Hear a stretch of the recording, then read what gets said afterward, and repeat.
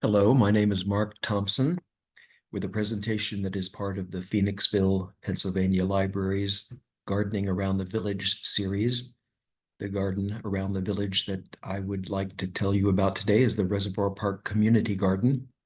If you've ever been up to the parking lot at the top of Reservoir Park, you may have seen the garden. It's been there for more than 10 years.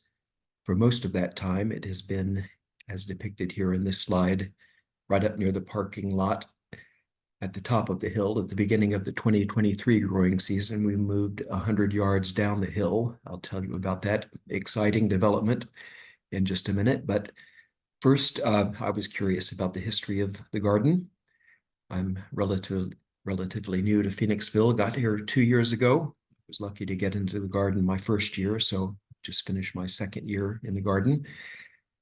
In asking around about how it got started, I was connected with the city manager, Gene Crack, who was instrumental in getting the approvals needed to install the garden more than 10 years ago. The slide on the left is looks to be a leaf raking party at the garden. The beds look like they've been there for a couple of years. This is from the 2014 garden Facebook page. The hose deserves a plaque. It could not, without the hose, without the water line that allowed for the installation of this hose, there could have been no garden, and it required approval of the borough council to underwrite the cost of putting in the line. Gene Crack said they needed some convincing about the importance of setting aside some of a public park for a community garden. The borough council also needed convincing of the wisdom of putting beehives in a park.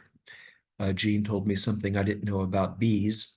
The fencing here, as you can see, a bee could fly right through it, but instinctively they fly up and over a fence like that. And in that way, you can divert their flight path away from pedestrians, and bees will mind their own business, as they have done in Reservoir Park for 10 years now. This is 10 years ago, and this is today, or about a week ago. It looks like the same beehive and the same fencing for 10 years now. This is at least 10 years ago. It looks like the Garden of Eden there at the top of the hill.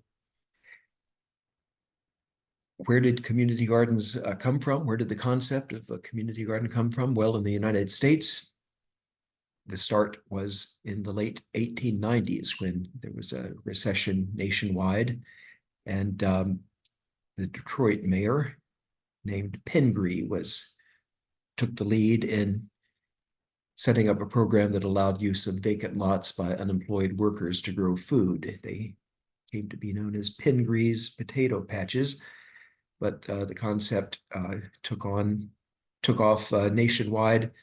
Among the cities in the lead of adopting the idea was Philadelphia. There was, around the turn of the 20th century, a Philadelphia Vacant Lots Cultivation Association. This photograph is from their annual report from 1917.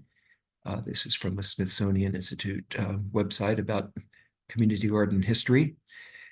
The Philadelphia Association had a retail outlet here for the sale of crops grown on vacant lots, and looks like they had a horse-drawn wagon. This was more than 100 years ago. To this day, community gardens around the country, including our own in Phoenixville, have as part of their mission growing food for those who are food insecure. Here in Phoenixville, we deliver a whole lot of produce to Phoenixville area community services. I'll get to that in a minute, but these photographs are from several years ago. The garden then, as now in its new location, has a children's garden and a giving garden. Over the years, the garden became perhaps a little unkempt in some respects with the freelance fencing and various odds and ends of materials used as borders. Some of the neighbors started complaining that it had become an eyesore. Well, one person's eyesore is another person's Garden of Eden, but they may have had a point. It had gotten a little disorderly. That was part of the impetus for our relocation to a new site in the park at the start of the 2023 growing season, thanks to a grant that was obtained by the borough and a local organization called Trellis for Tomorrow to build this new garden with this beautiful new, supposedly varmint-proof fencing. I'll get back to that in a minute, but here is the lot after the fencing was installed. New raised beds were put together by volunteers and filled with new earth. Here are the new beds. The gardens haven't been leveled out yet, but this was probably in March or so. You can see the beginnings of the drip irrigation system that was eventually installed. And here we go, ready for planting. This was probably March or April, and the gardening season got underway. We put down plastic sheeting and then wood chips and into May and June. And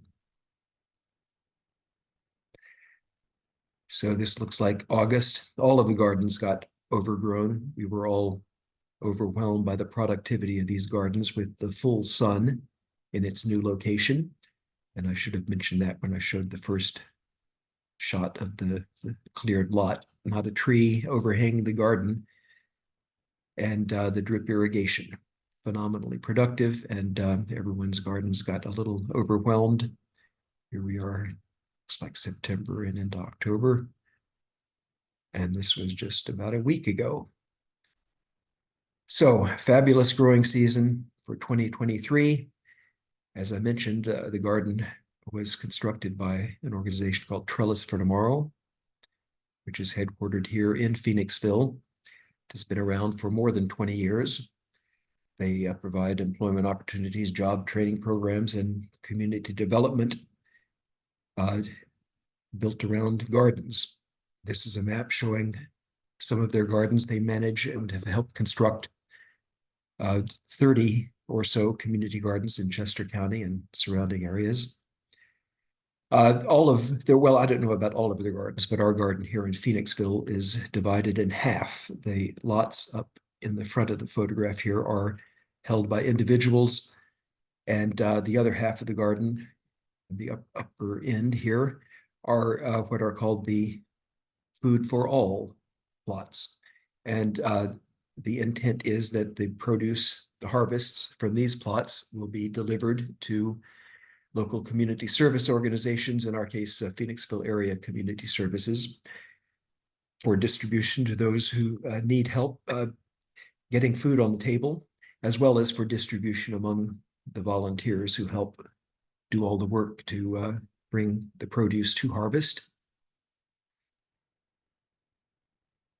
These are some of that's the tomato row, and raised beds with beautiful row covering, the tomato row in the background there. The tool shed, which was installed early in the summer, and then in the middle of the summer, the wash station here, where when it is fully installed for the 2024 growing season, we'll be able to wash and box up the produce for delivery to Phoenixville Area Community Services and other organizations. This is Luke Carneal, the farm manager for Trellis, who helps oversee the food for all plots and offers advice to anyone who has a question. He's a skilled, experienced farmer who also helps supervise crews of Trellis for Tomorrow volunteers. These are some of our gardeners. We do not have much of a structure. It's all ad hoc, including the harvest of a tremendous amount of produce from the food for all plots, all handled by volunteers who happen by the garden and see that something needs to be done. This shows the total harvested and delivered this year from our food for all plots, 1,261 pounds. It's more than half a ton of produce harvested from our garden, and I'm sure there was more than that because people took their spare produce from their own plots by, and some of it was not reported. But in our first year, without much organization to speak of, that is quite an achievement. These are slide showing some of the boxes of produce prepared for delivery early in the year. It was lettuce and chard and kale and radishes. As the season wore on, tomatoes and peppers. Potatoes, more tomatoes for months. And that beautiful box of eggplants. I'll mention that in just a minute. We had a bumper crop. Speaking of which, some of the notable successes from 2023, these are my own personal picks, things that impressed me. Other people would have seen different things. We all saw the tremendous bumper crops, tomatoes in particular, with the full sun and the drip irrigation. This is from my own plot. My kitchen counter looked like this for 3 months or so. I just had an avalanche of tomatoes that did not quit from my 7 plants. And the drip irrigation, I give a lot of credit. This shows my plot early in the year. In the spring, when I had lettuce, it just produced this incredibly lush jungle of growth, one crop over another. They overwhelmed each other, but miraculously, when took out the tomatoes, it revealed the peppers that had been engulfed but sprung back to life once they got the sun. And so this shows my okra and beans in there. The peppers are buried, the basil overwhelming everything. Tomatoes, more of my own harvest. Another thing that impressed me was this method of trellising tomatoes that we used in the Food for All row of tomatoes. It's called the Florida weave system of using that very strong agricultural twine, as it's called, which I think I saw you can buy a mile of it, like 6,000 feet for $10 or $15. You're supposed to weave it neatly in and out of the tomato vines. I didn't look at that video until after I ran a few of these lines, which are not nearly as neat as they're supposed to be, but that twine is unbreakable and managed to contain an enormous mass of tomatoes. This shows at the end of the season, we're taking down the vines. These are, if you're interested, it's a determinate, a bush variety of tomato. Luke told me it's Celebrity Plus. And they stayed very well contained, unlike our individual plots, which were engulfed with indeterminate tomatoes.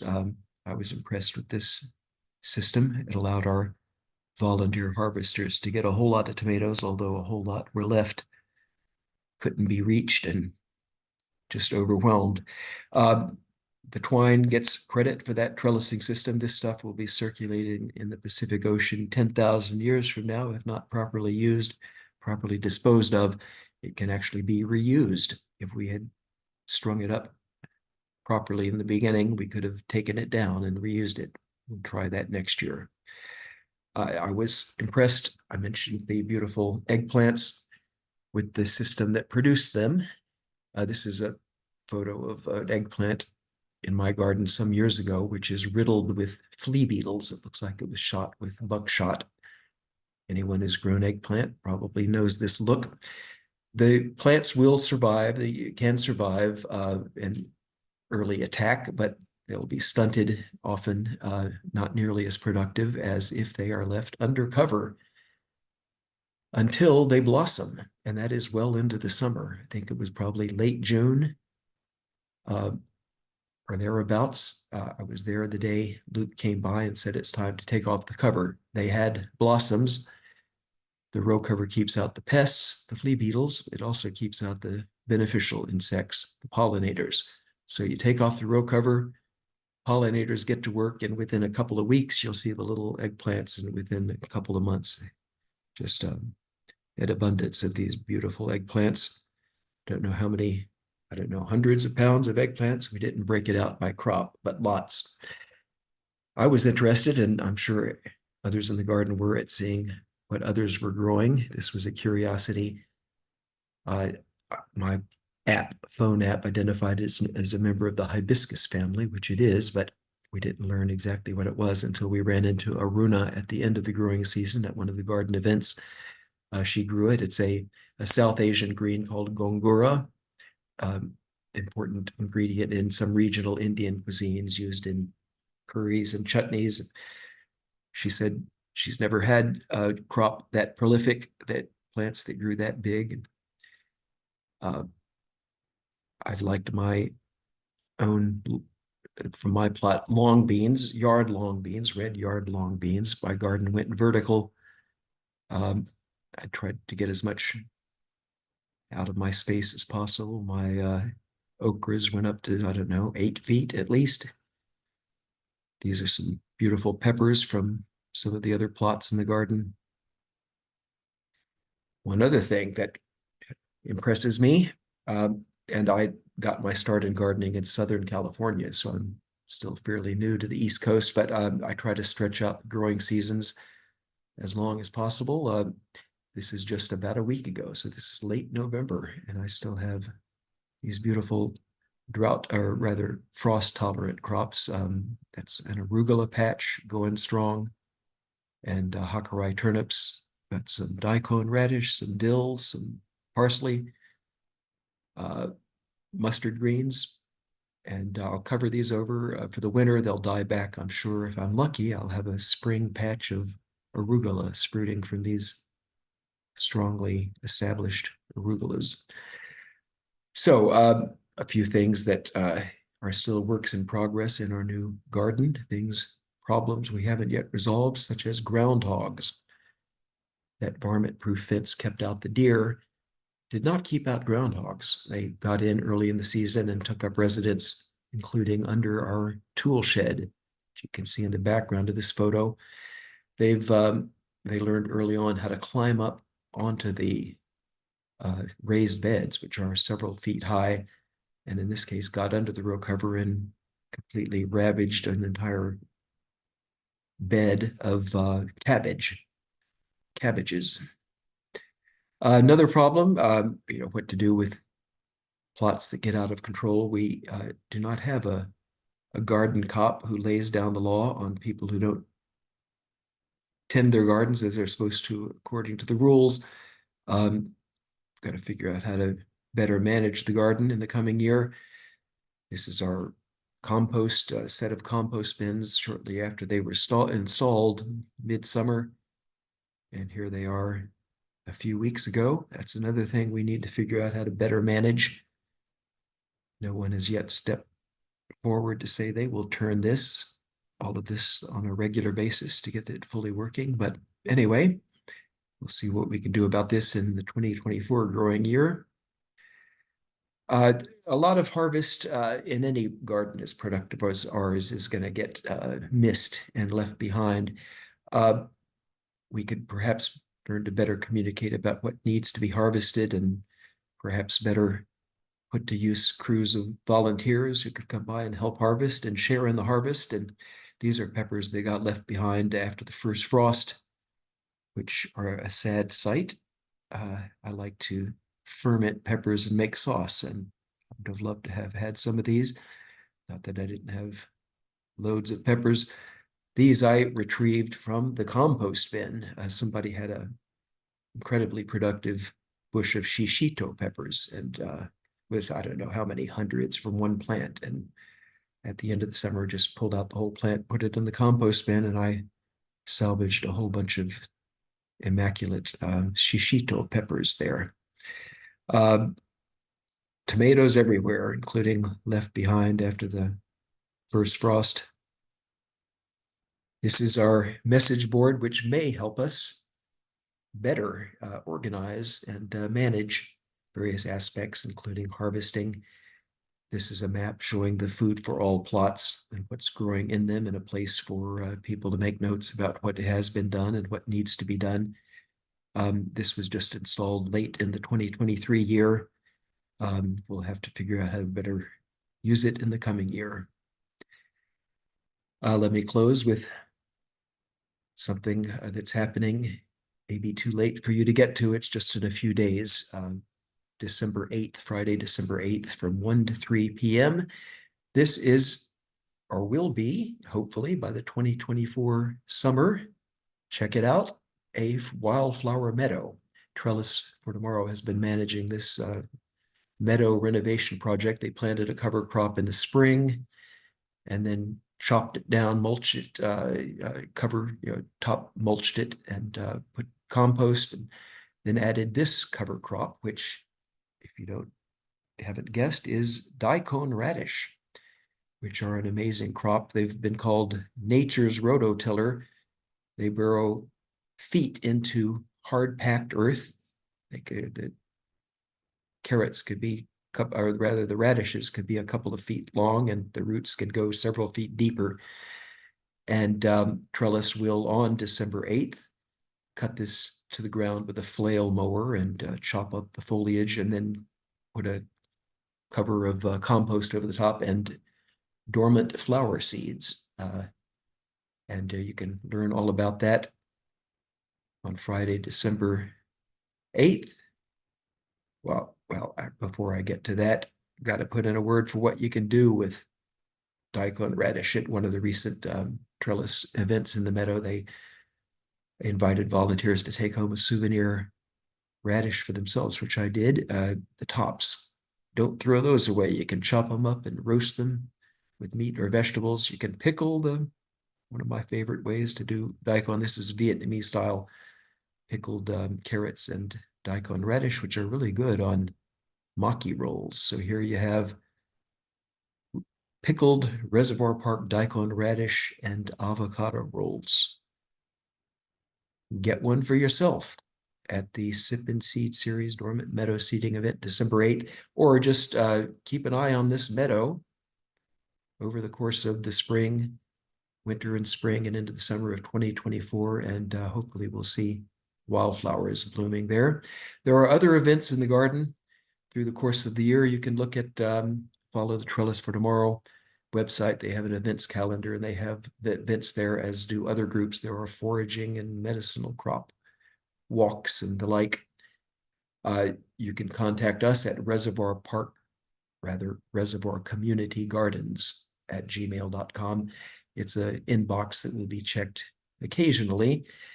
If you have a question, wonder how to get into the garden, get a plot of the garden at this date in early December of 2023, we do not know. We're under new management, haven't figured out exactly what the procedure will be, but you could get your name in an inbox here with responding to this email, and we'll have our procedures hopefully ready to announce before long.